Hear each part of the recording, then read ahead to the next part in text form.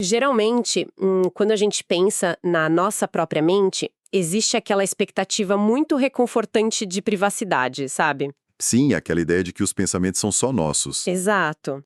A gente pensa na mente tipo um cofre. Fechamos os olhos e acreditamos fielmente que tudo está trancado lá dentro. Totalmente isolado do resto do mundo, super seguro e inacessível. Eu sou a sua anfitriã e estou muito animada para nossa análise profunda de hoje. E eu sou o seu especialista, totalmente preparado para mergulhar nesse assunto. E olha, essa visão do cofre faz todo sentido do ponto de vista da nossa experiência física diária, né? Uhum. É uma visão quase arquitetônica de proteção. Uma fortaleza impenetrável onde só entra o que nós, de forma consciente e deliberada, deixamos passar pela porta da frente. Só que, se a gente olhar para a pesquisa e para a mecânica espiritual detalhada por André Luiz, especificamente no capítulo 12 do livro Mecanismos da Mediunidade, a gente descobre algo um pouco assustador. Bem assustador, na verdade. Pois é, o nosso suposto cofre tem paredes de vidro. E mais do que isso, ele funciona como uma torre de transmissão de rádio operando na potência máxima, 24 horas por dia. E a missão da nossa imersão de hoje é exatamente desvendar o que essa quebra de privacidade cósmica significa na prática. Tá, e por onde a gente começa? Nós vamos explorar a ideia de que a mente não é só um processador interno de ideias isoladas. O que esse texto, que tem a autoria espiritual do André Luiz e foi psicografado por Chico Xavier e Valdo Vieira, propõe é um mecanismo contínuo. Um mecanismo de emissão e recepção, certo? Isso. Nós literalmente atraímos realidades que se assemelham ao que estamos pensando, o tempo todo, ininterruptamente. Nossa, é uma mudança total de paradigma. A premissa central aqui é que a mente atua como uma verdadeira usina eletromagnética. Perfeito. E para entender isso, a gente vai pegar uns conceitos científicos bem densos, tipo coisas saídas direto dos laboratórios de biologia do início do século XX, e ver como o texto aplica isso à evolução do próprio espírito humano. É fascinante. Basicamente, toda mente vibra em uma onda de estímulos e pensamentos com os quais ela se identifica. Cada espírito gera um potencial inimaginável do que o livro chama de forças mento-eletromagnéticas. Certo, mas para visualizar como essas forças operam nas relações humanas, a gente precisa entender a física da atração mental, né? Com certeza. O texto afirma que nós assimilamos por um impulso espontâneo natural as correntes mentais que se harmonizam com a nossa própria onda. Uma atração por sintonia. Exato. Pensa nisso como uma via de mão dupla invisível, mas altamente ativa. Nós impomos o fruto das nossas criações mentais às mentes que têm sintonia com a gente e, em troca, recolhemos os pensamentos delas. Deixa eu tentar traduzir isso para uma experiência mais moderna. É como se a mente humana fosse uma rede Wi-Fi. Uma rede aberta. Isso, uma rede Wi-Fi que a gente deixa aberta, sem senha nenhuma. Ela está o tempo todo fazendo upload e download de pacotes de dados emocionais. Uma ótima analogia. Então, se eu estou transmitindo ansiedade, os dispositivos próximos, que também operam na frequência da ansiedade, se conectam à minha rede e começam a trocar arquivos. Pouco mais a mecânica da coisa. Tá, como assim?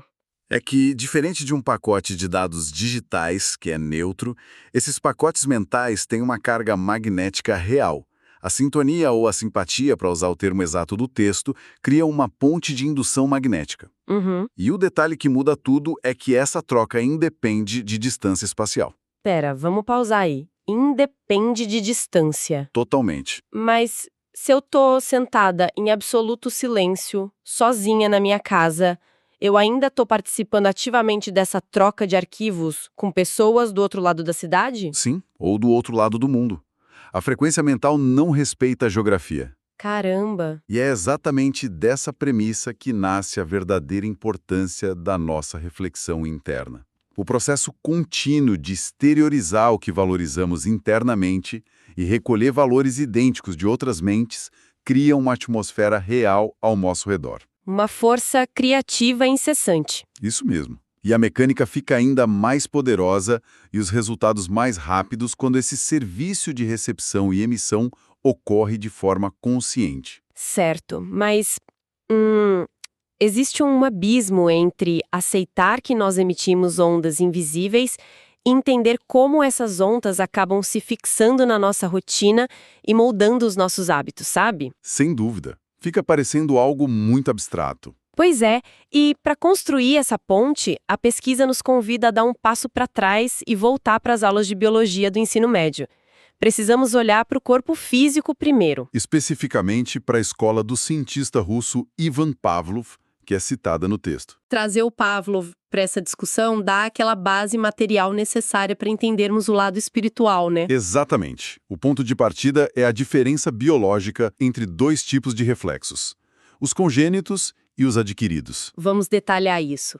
Os reflexos congênitos ou incondicionados são aqueles instintos puros de sobrevivência, certo? Sim. Atos protetores, a busca por alimento, os reflexos posturais e sexuais. Coisas que vêm instaladas de fábrica. Isso. Eles são herdados da própria espécie. São tão seguros e automáticos que nem sequer precisam da intervenção da parte mais complexa do cérebro, o córtex cerebral, para acontecerem. É tipo o nosso hardware básico. Já os reflexos adquiridos ou condicionados não surgem de forma espontânea da natureza. De jeito nenhum. Eles precisam ser conquistados, construídos ao longo do tempo pela experiência individual da pessoa e aí sim exigem o trabalho do córtex cerebral. Para ilustrar como essa carona neurológica funciona, o texto resgata um experimento muito famoso e específico do Pavlov. Isso transforma a teoria em algo super tangível. Ah, o experimento dos cães? Isso. Imagina o cenário. Cães recém-nascidos são separados do convívio materno e do ambiente natural imediatamente após o parto. Eles são levados para o laboratório e submetidos exclusivamente ao aleitamento artificial. Acompanhando a lógica biológica, esses filhotes cresceram e apresentavam todos os reflexos congênitos normais, né? O reflexo patelar funcionava, o córneo palpebral também. Exato, o básico estava todo ali. Mas a anomalia bizarra aconteceu na hora de introduzir a alimentação natural da espécie. Que seria a carne. Simplesmente não salivavam. Sério? Eles olhavam para a carne e nada acontecia? Absolutamente nada. O que biologicamente parece um absurdo, certo? Mas a explicação está na mecânica do estímulo. Tá, e qual é a mecânica? A salivação esperada, aquela água na boca instantânea, só acontecia quando a carne era colocada fisicamente dentro da boca dos cães. O contato direto com as papilas gustativas é que ativava o instinto primário. Ah, entendi.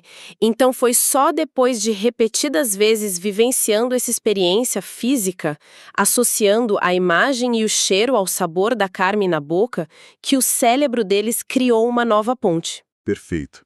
Eles passaram a segregar saliva apenas com a visão ou o cheiro da carne, mesmo à distância. O estímulo visual e olfativo provocou o que o texto chama de uma enxertia, sobre o reflexo congênito original. Enxertia? Essa é uma palavra bem forte para usar nesse contexto. E é a palavra-chave aqui. Pensa num agricultor. Ele pega o galho de uma macieira, faz um corte no tronco de uma pereira e amarra os dois juntos. E aí o galho novo cresce usando a seiva da árvore velha. Exatamente. Pavlov provou que o estímulo repetido enxerta um hábito novo sobre as vias nervosas de um instinto antigo, criando o famoso reflexo condicionado. Olha, eu vou precisar interromper a aula de biologia com uma provocação aqui. Manda ver. Se a gente levar esse conceito de enxertia ao pé da letra para a psicologia humana, isso significa que metade do que consideramos como instinto ou reação natural nossa, muitas vezes, é só um software novo que instalamos por cima do hardware de fábrica. É uma constatação desconfortável, eu sei. Muito. Como isso se aplica a algo além da fome física? Bom, é exatamente aí que a obra brilha. O genial de aplicar o Pavlov à espiritualidade é tirar o reflexo condicionado do laboratório de salivação e levá-lo para o campo das emoções humanas. Nossas reações temperamentais, as crises de ansiedade diante de certos gatilhos, nossos padrões de defesa. Muitas vezes essas construções emocionais instáveis foram enxertadas em nós pelos nossos próprios hábitos e traumas. E aqui a gente dá o salto monumental para a realidade espiritual. Porque a premissa é clara, né? Se o corpo físico tem seus reflexos condicionados gravados nos neurônios, A mente espiritual também possui seus reflexos psíquicos. Exatamente as mesmas leis. E quando conectamos isso com a ideia da evolução contínua através das reencarnações, o cenário se expande demais. Fica gigantesco. O texto propõe uma diferenciação brilhante. O ato de alimentar-se e buscar nutrição é um hábito estratificado na personalidade através de múltiplas encarnações. Um processo evolucionista longo. Tá, isso é um instinto. Sim. Mas o ato de preferir carne ou um alimento específico é um hábito temporário, um reflexo adquirido nesta existência temporal. Deixa eu tentar trazer isso de novo para as relações, porque a implicação disso é enorme. Vá em frente. Como se o ato de amar ou de buscar companhia fosse nosso reflexo incondicionado, moldado por eras de evolução. Mas o tipo de pessoa que nos atrai, que, convenhamos, às vezes é super tóxica, seria o nosso preferir carne. Uma analogia perfeita. É só um reflexo psíquico condicionado por traumas da infância ou hábitos recentes. A gente está apenas repetindo o que fomos induzidos a gostar. E a palavra-chave que você usou agora é fundamental: induzidos. Esses reflexos psíquicos condicionados governam nossas conexões mentais através de algo chamado indução. Tá, e como essa indução funciona na prática? Voltando ao cão do Pavlov. O interesse excitante pela carne faz a mente do animal exteriorizar uma onda que age fisicamente até nas células gustativas.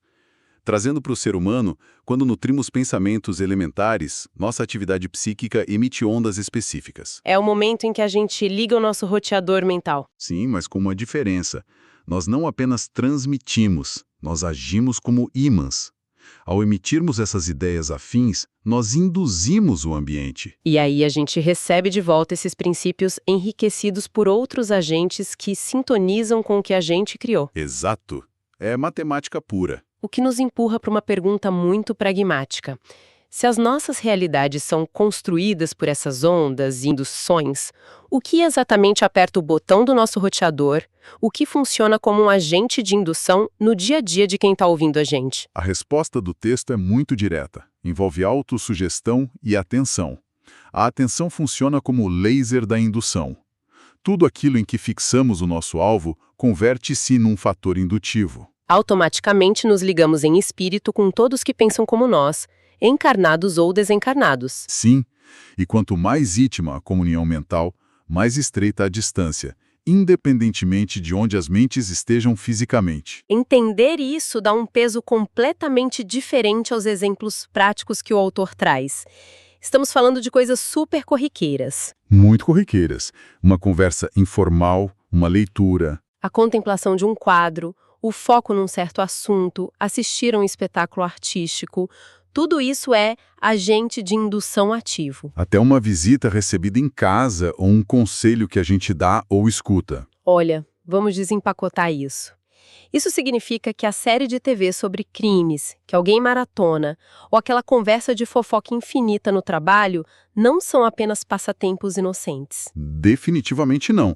Elas são agentes de indução ativos, programando os nossos reflexos psíquicos. Programando para operar na frequência do crime ou da maledicência? Isso. A genialidade do autor é alertar sobre a necessidade urgente de autopoliciamento. O que precisamos compreender é a regra de proporção. Qual regra? Os resultados desses agentes de indução são tão mais amplos quanto maior for a nossa fixação mental ao redor deles. Onde focamos se torna o ímã da nossa psique.